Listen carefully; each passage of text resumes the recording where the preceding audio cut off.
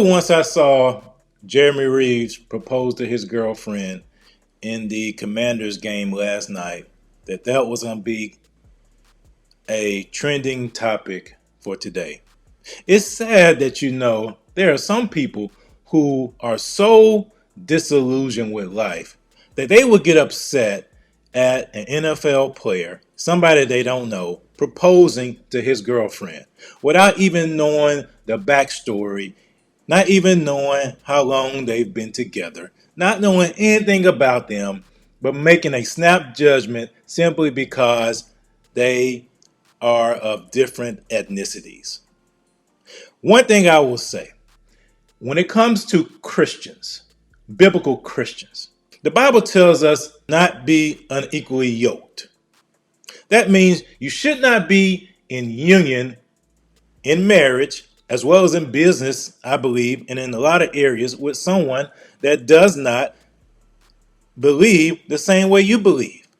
The Bible doesn't say anything about ethnicity. There are so many stories in the Bible of people with different ethnicities. Joseph was a Hebrew.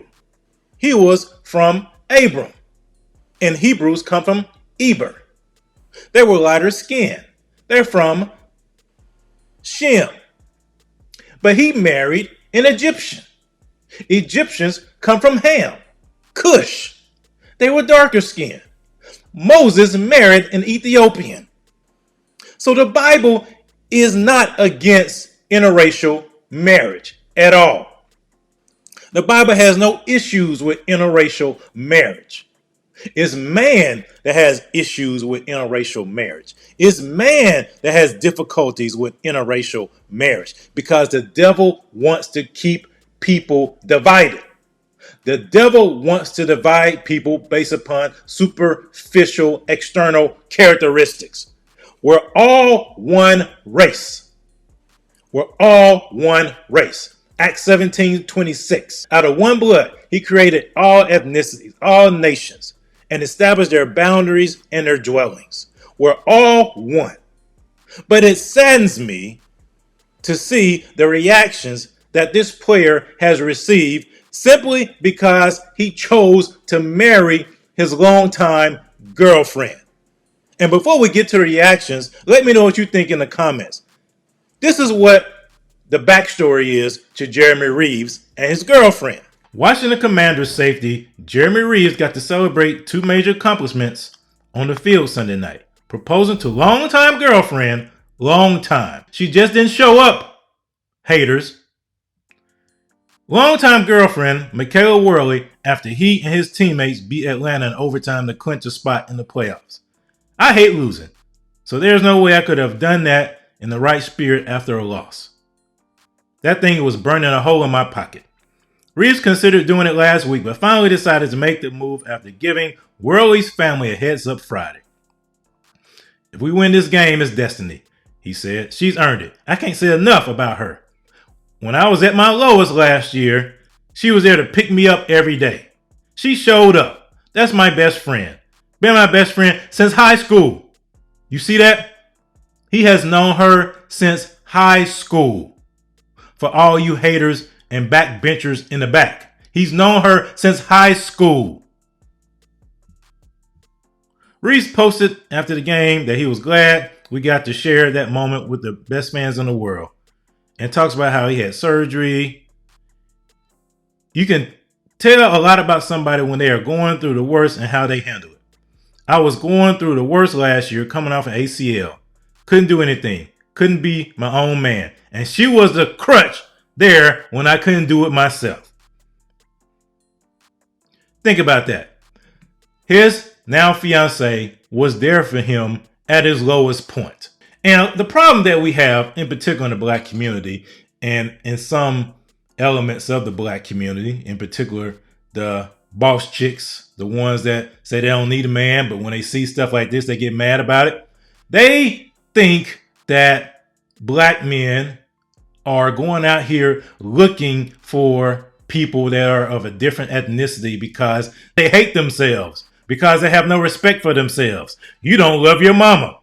Some of the most ignorant comments people make. As believers, first of all, we are Christians.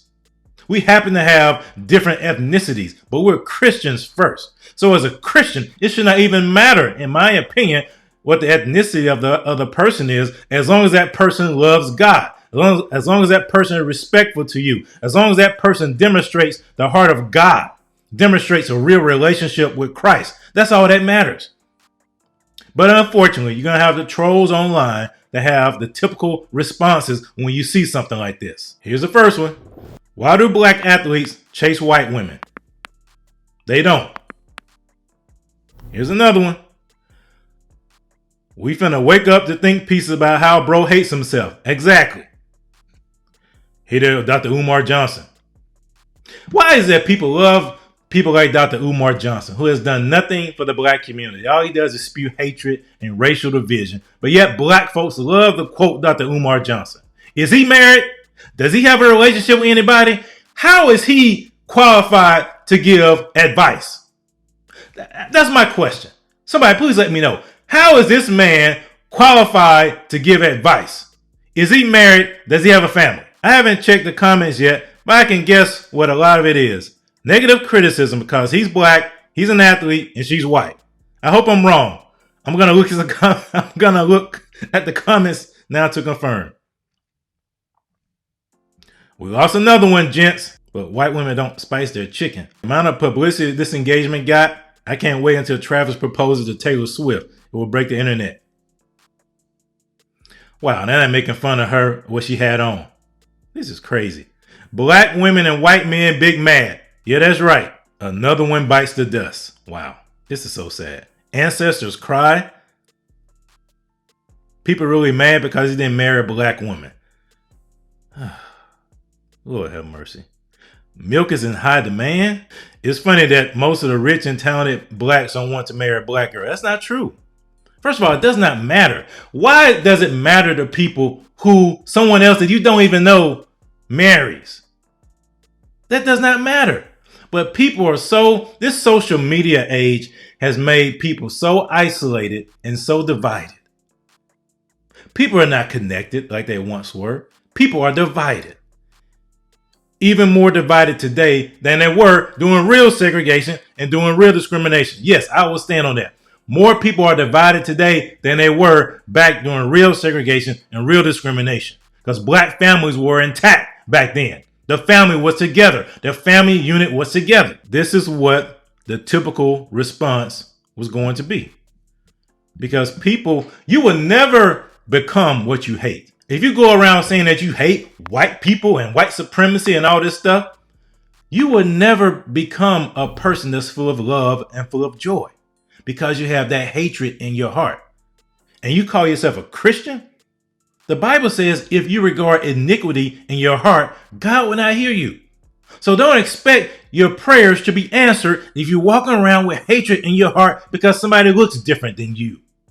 We must be better than that. As believers, and as human beings, be better than that. The Bible says rejoice with those who rejoice. That's why the Bible says the heart of man is wicked and deceitful, full of hate and full of anger. That's why we need Jesus. Otherwise, you're just a victim. And we're not victims. We are empowered for greatness.